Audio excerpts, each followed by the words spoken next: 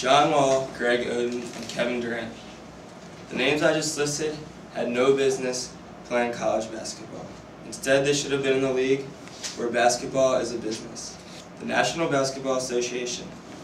In 2006, the NBA implemented a 19-year-old age limit, thereby ending the era of high school basketball players going straight to the professional league. According to the NBA collective bargaining agreement signed in 2005, players from the United States must be at least 1 year removed from high school and 19 years of age in order to enter the draft. This age limit rule must be amended as it is unfair and hurts both the NBA and college basketball. I will discuss 3 points. Firstly, I'll explain how the rule is unfair for athletes. I'll explain how the age limit hurts the sport of basketball. And finally, I'll discuss how the rule can be amended to make the situation better. First of all, the age limit rule is unfair. It restricts players from doing what they want in life. While most people would encourage you to go to college in order to advance your education, there's a few people out there who have special talents, such as athletes, whose athletic ability gives them the opportunity to provide for themselves and compete at the highest level.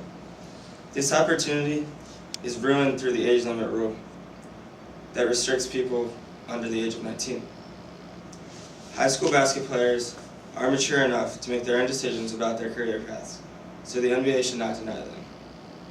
If a high school athlete has the talent and the NBA is demanding the talent, why should he not be able to enter the NBA? It is a player's choice where he wants to go in life, whether it's college or straight to the NBA. Secondly, the age limit rule hurts basketball as a sport at the NBA level and at the college level. The age policy has completely changed the nature of the game.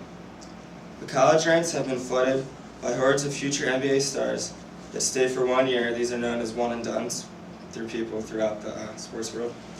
They bring along their cocky attitudes, and they're basically living a lie for a whole year, because I'm pretty sure you have a guy coming in here just to play basketball. He's not actually a student. Pretty sure he doesn't even go to class.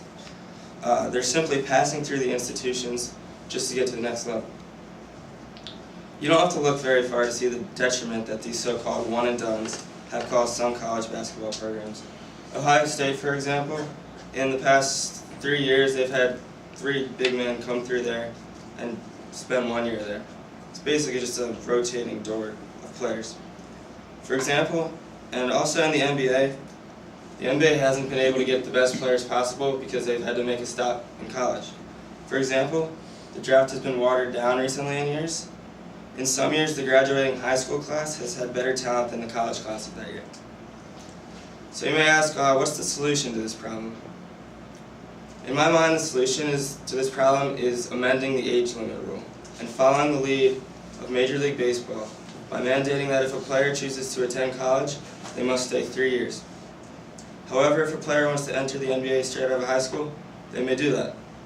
It is in the best interest of these superstars, as well as the colleges, for them to get to the NBA as fast as possible, mainly because they already have the skill set necessary to succeed in the NBA. On the other hand, players who are not as talented could have better opportunities if they were to stay in college where they could develop their skills. The critics may say that before the age limit change, there were far too many high school players entering the draft who were unprepared. Kwame Brown with the Washington Wizards, for example. However, this isn't the NBA's issue. It's not their responsibility to take control of players' lives. It's the problem of the athletes. In conclusion, the age limit rule is unfair. It degrades basketball, both at the NBA level and the college level. The rule has to be amended. It does nothing but change. According to Education Secretary Arne Duncan, who was quoted in the New York Times article, the NBA's age minimum policy sets up young athletes for failure. The age limit rule must be amended as it is unfair and hurts both the NBA and college basketball. Can the NBA really take away a man's right to earn a living by not allowing him to do what he's best at right out of high school?